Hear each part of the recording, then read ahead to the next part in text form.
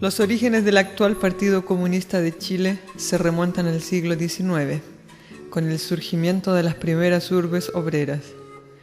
Estos nacieron en la región de Atacama, al aparecer formas capitalistas de producción en las faenas mineras y otras actividades que explotaban salvajemente al trabajador. Así se fueron creando las condiciones para la fundación de un partido para los trabajadores. Pronto vendría la época de oro del salitre a principios del siglo XX. Funcionaron cientos de oficinas salitreras, en las que laboraban cerca de 50.000 pampinos en condiciones miserables e inhumanas. La provincia de Tarapacá bullía en actividad. En Iquique, corazón palpitante de esa región, 30 revolucionarios encabezados por Luis Emilio Recabarren se reunieron el 4 de junio de 1912 en una casona ubicada en calle Barros Arana número 9 de ese puerto. Allí se fundó el Partido Comunista de Chile. Nació con el nombre de Partido Obrero Socialista, porque en esa época todos los partidos revolucionarios del mundo se llamaban socialistas o socialdemócratas. Comenzaba una nueva era en el movimiento de los trabajadores.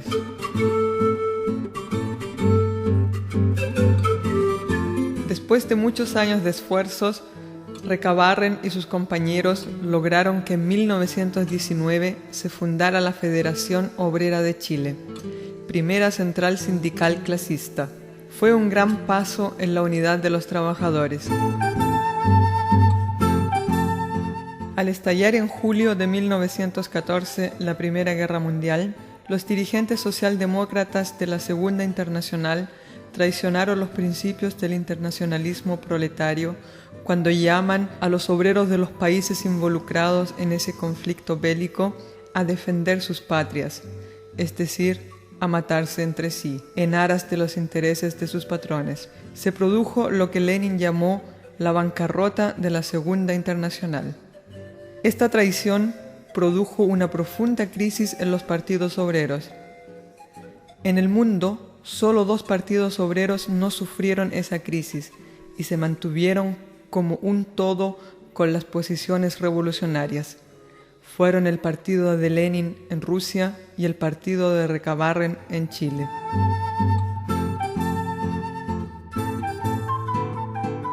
En noviembre de 1917, los comunistas rusos llevaron a cabo la Revolución Socialista, uno de los acontecimientos más importantes de la historia de la humanidad. Convocados por Lenin, se reunieron en Moscú representantes de numerosos partidos revolucionarios. De ese encuentro surgió en 1919 la Tercera Internacional, también llamada Internacional Comunista o Comintern. El tercer y cuarto Congreso Nacional del Partido Comunista de Chile manifestaron su apoyo a la Revolución Rusa y adhirieron a la Internacional Comunista, cumpliendo con una de las 21 condiciones para ingresar a ella. Se cambia el nombre del partido por el de Partido Comunista de Chile. Con ello, demostraron los comunistas chilenos claridad política y profundo internacionalismo proletario. El Partido Comunista, cumpliendo la resolución del 7º Congreso de la Internacional, se lanzó a formar el Frente Popular. Luego de enormes esfuerzos, se constituyó en 1936 el Frente Popular, la primera coalición de izquierda de la historia de Chile. Mientras tanto, los comunistas eligen más y más representantes populares en las elecciones democráticas. El Frente Popular triunfó en las elecciones de 1938, eligiendo presidente de la República a Pedro Aguirre Cerda. Chile fue uno de los 3 países del mundo donde se conquistó un gobierno del Frente Popular. Luego, en 1946, fue elegido presidente de la República el radical González Videla, con el decisivo apoyo de los comunistas. Al comienzo del gobierno, 3 comunistas asumieron como ministros de Estado. Fueron los primeros en la historia del partido. Su buen desempeño significó que en las elecciones municipales de 1947 el Partido Comunista se transformara en la segunda fuerza política del país. Ello alarmó al imperialismo y a la reacción criolla. González Videla pidió la renuncia a los ministros comunistas y de paso traicionó el programa prometido al pueblo, y en octubre de 1947 inició una despiadada persecución contra el Partido Comunista. Detuvo y envió al campo de concentración de Pisagua a cientos de dirigentes revolucionarios. En 1948 promulgó la Ley Maldita, con la que se borraron de los registros electorales a 40.000 ciudadanos comunistas o sospechosos de serlo. A pesar de esta infame ley, durante el gobierno del traidor y bajo el imperio de esa ley liberticida, el Partido Comunista logró elegir un diputado en los comicios de 1949. Los comunistas estaban ganando la batalla de las ideas en las calles. En 1956 nació el FRAP. Se comenzaba a plantear como objetivo de los comunistas conquistar un gobierno popular. Los comunistas se volcaron a la ofensiva, hacia las masas, aumentando su influencia en ellas, organizándolas e impulsando sus luchas. Y al calor de esas acciones fueron creciendo las filas partidarias. En las elecciones presidenciales de 1964, Salvador Allende, de nuevo abanderado del FRAP, sufrió su tercera derrota.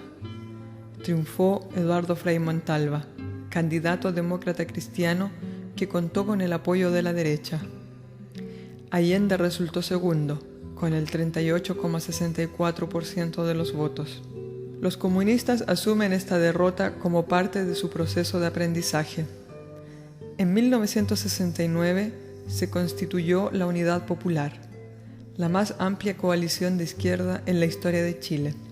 En las elecciones presidenciales del 4 de septiembre de 1970, Allende triunfó. Durante los 1000 días del gobierno popular, se hicieron realidad los objetivos planteados por los comunistas en la conferencia de julio de 1933. Se nacionalizaron las riquezas básicas, entre ellas el cobre. Se puso fin al latifundio, se estatizaron bancos e industrias, se constituyó el área social de la economía con 187 grandes empresas, que abarcaba gran parte de la economía. Estas y otras revolucionarias medidas se tomaron para mejorar la vida del pueblo. La cesantía disminuyó drásticamente. La capacidad adquisitiva del salario mínimo era de 27,3 kilos de pan diarios. Se entregó el medio litro de leche a los niños hasta los 15 años, entre otras cosas.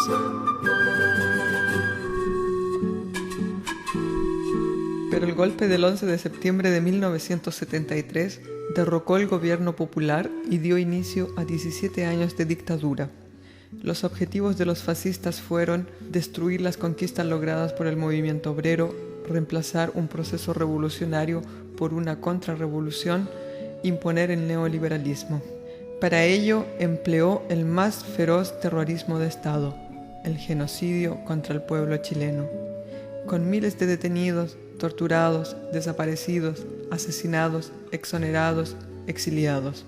Pese a la sangrienta represión, los comunistas y otros sectores consecuentes lucharon desde el primer momento contra la tiranía. El 11 de octubre de 1973, el Partido Comunista sacó el primer documento llamado a formar un amplio frente antidictadura. El 3 de septiembre de 1980, los comunistas proclaman la política de rebelión popular de masas. En agosto de 1982 tuvo lugar la primera acción en el centro de Santiago. La organizó el Partido Comunista. Y entre 1983 y 1986 se llevaron a cabo grandes jornadas nacionales de protesta. El Partido Comunista resiste con todos los medios disponibles, a pesar de sus incontables caídos en la lucha, a pesar de sus miles de torturados y exiliados. El 11 de marzo de 1990 se iniciaron los gobiernos de la Concertación durante 20 años en los cuales siguieron vigentes los amarres dejados por la dictadura, el perverso neoliberalismo, la antidemocrática constitución pinochetista, las leyes laborales contra los trabajadores, el sistema binominal. Por otra parte, la constante ofensiva ideológica llevada a cabo por los fascistas durante 17 años, el anticomunismo, el individualismo y el consumismo dieron sus resultados. Influyeron en amplios sectores de trabajadores. La dictadura cambió a Chile en todos sus aspectos. Además, el Partido Comunista salió muy duramente golpeado por el terrorismo de Estado y a ello hay que agregar la crisis del movimiento comunista internacional y la derrota del socialismo en el este. Todo ello, unido a problemas internos, creó en el partido la crisis más grave que ha sufrido. Pero pese a todo, continuó luchando. El domingo 13 de diciembre del 2009 se comenzó a romper la exclusión. Gracias a un pacto del Juntos Podemos y la Concertación, se pudo elegir 3 diputados comunistas. La nueva ley maldita creada por Pinochet, el sistema binominal, ha impedido que los comunistas, a pesar de sus altas votaciones, pudieran elegir parlamentarios. En el año 2010, en las elecciones presidenciales y en medio de la desintegración moral y política de la socialdemocracia chilena, triunfa Sebastián Piñera. La derecha tiene ahora el poder político y económico y el control de los medios de comunicación. El año 2011, Chile fue estremecido por las grandes movilizaciones por la educación pública, estatal, democrática y gratuita. Y en ellas los comunistas estuvieron presentes a través de sus dirigentes estudiantiles como Camila Vallejos y Carol Cariola, entre otros. Han transcurrido 100 años desde la fundación del Partido Comunista de Chile, un partido que ha tenido altibajos, periodos de ascenso y de descenso en su influencia de masas, de crecimiento y de merma en sus filas.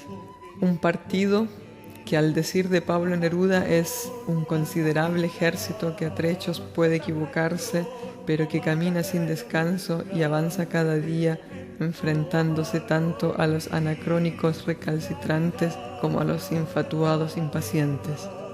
Un partido en que sus militantes durante un siglo han entregado y entregan lo mejor de sí para terminar con toda forma de explotación y discriminación, que combaten sin tregua, contribuyendo a forjar un mundo mejor en que el pan, la justicia y la alegría sea patrimonio de todos.